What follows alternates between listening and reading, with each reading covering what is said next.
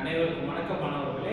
இன்று நாம் காணக்கூடியது இயல் 8 உள்ள 7ஆம் வகுப்பிலே உள்ள திருக்குறள் பகுதியை நம்ம பார்க்க போறோம். திருக்குறள், அதாவது திருக்குறளினுடைய உங்களுக்கு விளக்கம் தெரிய வேண்டியது தெரியாம இருக்கிறது கிடையாது. இதற்கு முன்னாடியே பல திருக்குறள் நம்ம படிச்சிருப்போம்.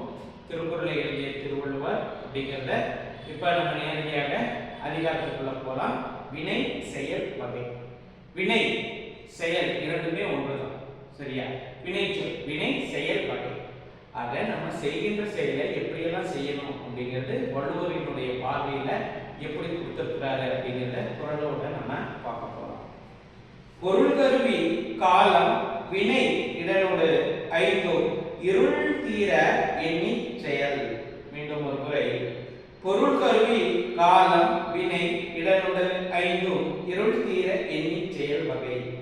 வேண்டிய பொருள், ஏற்ற கருவி, தகுந்த காலம், மேற்கொள்ளும் செயலின் தன்மை, உரிய இடம் ஆகிய ஐந்தும் ஐயம் தீர ஆராய்ந்து ஒரு செயலை செய்ய வேண்டும். அதாவது வள்ளுவர் சொல்லக்கூடியது இதுதான். அதாவது எந்த ஒரு செயலை செய்தாலும் மாணவர்கள், இப்ப ஒரு எடுத்துக்காட்டுக்கு நீங்க ஒரு தேர்வுக்கு வரீங்க. இப்ப நீங்க தேர்வுக்கு வரும் பொழுது ஆல்ரெடி நீங்க தேர்வு எழுத போறீங்க அப்படிங்கிறது உங்களுக்கு முன்கூட்டியே தெரியும். ஆக ஒரு மாசத்துக்கு முன்னாடியே உட்கார்ந்து தேர்வுக்குண்டான பயிற்சியே எடுத்துட்டு இருக்கிறீங்க, படிக்கிறீங்க, திட்டமிடுறீங்க, எதை எப்படி படிக்கணும்னு திட்டமிடுறீங்க. இப்ப அந்த தேர்வு நாள் நெருங்கும் பொழுது காலையில என்ன பண்றீங்க, உங்களுக்கு எந்த விதமான ஒரு அதாவது எழுத்து நேரத்துல அதாவது நல்ல ஸ்ட்ராங்கா இருக்கிற மாதிரியான உணவு சாப்பிட்டு வரீங்க. காலையில சாப்பிடாம வந்தா மயங்கி விழுகிறதுக்கு கரெக்டா சாப்பிட்டு வரீங்க. அதன் பிறகு வகுப்பறைக்கு வரீங்க. தேர்வு நேரத்தில் உட்காரும் போது உங்களுக்கு தேவையான பென்சில், பேனா எல்லாம் கொண்டு வந்துருக்கிறீங்களா பார்க்குறீங்க. கொண்டு வந்து நீங்க பிளான் பண்ண மாதிரியே, பயிற்சி பண்ண மாதிரியே நீங்க திருப்தியா எல்லாத்தையுமே எழுதி முடிச்சிடுறீங்க. இது ஒருவர் பக்கம். ஆக இன்னொருவர் அதாவது இப்போ இது ஒருவர், மற்றொருவர் நினைக்கிறாரு என்ன, அதாவது கொஞ்சம் தான் இருக்கு, என்ன ஒரு 10 பேஜ் தான் நம்மளால படிக்க முடியாதா அப்படின்னு அசால்ட்டா எடுத்துருக்கிறாரு. 2-3 லெசன் தானே, பரீட்சைக்கு முன்னாடி நாள் உட்காந்து படிக்கலாம் அப்படின்னு நினைக்கிறார். பரீட்சைக்கு முன்னாடி நாளும் ஆயிடும்.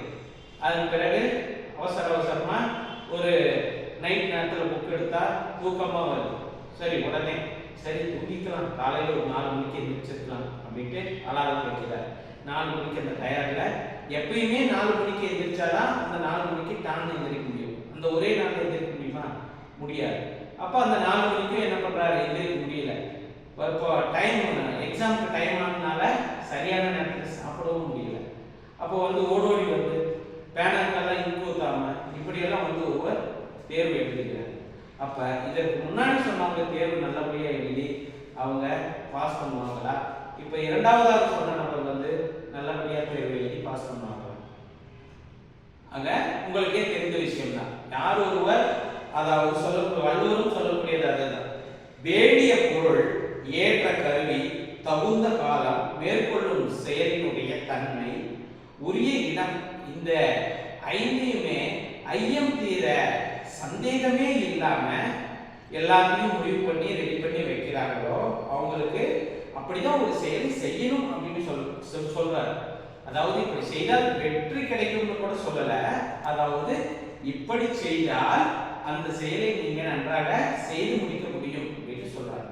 அது இதுதான் வினை செயல் வகை. ஒரு இடத்த நம்ம அதாவது ஒரு செயலை செய்வதற்கு முன்னாடி தகுந்த இடம், அதற்குரிய கருவி, பிறகு வேண்டிய பொருள், மேற்கொள்ளும் செயலினுடைய தன்மை, இது எல்லாத்தையுமே நம்ம முழுமையாக தெரிந்து வைத்துக் கொள்ள வேண்டும். இப்போ சாதாரணமாக இப்ப விளையாட்டு வீரர்கள் எல்லாம் இருக்கிறாங்க. நாளைக்கு ஒரு கால்பந்து போட்டி எதாவது நடக்குதுன்னு இல்லையா? ஆகவே நம்ம ஃபர்ஸ்ட் நம்ம எந்த இடத்துல விளையாடுறோம், அவுட் சைடு, அந்த கிரவுண்ட் எப்படிப்பட்ட ஒரு கிரவுண்டு, இதுல வெயில் நேரத்துல அந்த விளையாட்டு முடிச்சா நல்லா இருக்குமா? இப்ப எத்தனையோ இப்ப நீங்க கிரிக்கெட் எல்லாம் பார்த்தா கூட சொல்றாங்க பனிப்பொழிவின் போது பேட்டிங் பண்றவங்களுக்கு தான் அட்வான்டேஜ் இருக்கு, போலிங் பண்றவங்களுக்கு அட்வான்டேஜ் கிடையாது, இப்படியெல்லாம் சொல்லுவாங்க. ஆக அதெல்லாம் என்ன, ஒரு வகையான கணிப்புகள். இப்போ ஒரு விளையாட்டுக்கு போறதுக்கு முன்னாடியே எந்த இடம், நம்ம கூட மோத போறது எந்த டீமு, எந்த ஸ்கூல் டீமு நம்ம கூட மோத போறாங்க, அவங்க இதுக்கு முன்னாடி எப்படி எல்லாம் ஜெயிச்சிருக்கிறாங்க, அவங்களுடைய திறமை எப்படி, இப்படி எல்லாத்தையுமே நம்ம ஆராய்ஞ்சுதான் என்ன பண்ணணும் அப்படின்னா ஒரு முடிவை எடுக்கணும் அப்படிங்கிறத சொல்ல வராங்க. வள்ளுவரும் அதையே தான் சொல்றாரு. மீண்டும் ஒரே முறை இந்த பொருளை சொல்லிக்கிறேன். பொருள் கருவி காலம் வினை இடனோடு ஐந்தும் இருள் தீர எண்ணிச் செயல் வேண்டிய பொருள் ஏற்ற கருவியும் தகுந்த காலமும் மேற்கொள்ளும் செயலினுடைய தன்மையும் உரிய இடம் ஆகிய இதை ஐந்துமே ஐயம் தீர ஏற்றுதான் நம்ம ஒரு செயலை செய்ய வேண்டும் அப்படிங்கிறத வள்ளுவர் சொல்லியிருக்கிறார் மாணவர்களே. ஆகவே நீங்களும் ஒரு செயலை செய்வதற்கு முன்னாடி 1008 தடவை யோசிச்சு எல்லாத்தையுமே ரெடி பண்ணி செய்யணும். ஏனதானோ அப்படின்னு நம்ம எந்த ஒரு செயலையுமே செய்தாலும் அதற்குண்டான பலனும் கிடைக்கவே கிடைக்காது. அது எந்த விதத்திலையும் உங்களுக்கு ஒரு பயனாகவும் இருக்காது மாணவர்களே. அடுத்த ஒரு புதிய வகுப்பிலே சந்திக்கலாம். நன்றி.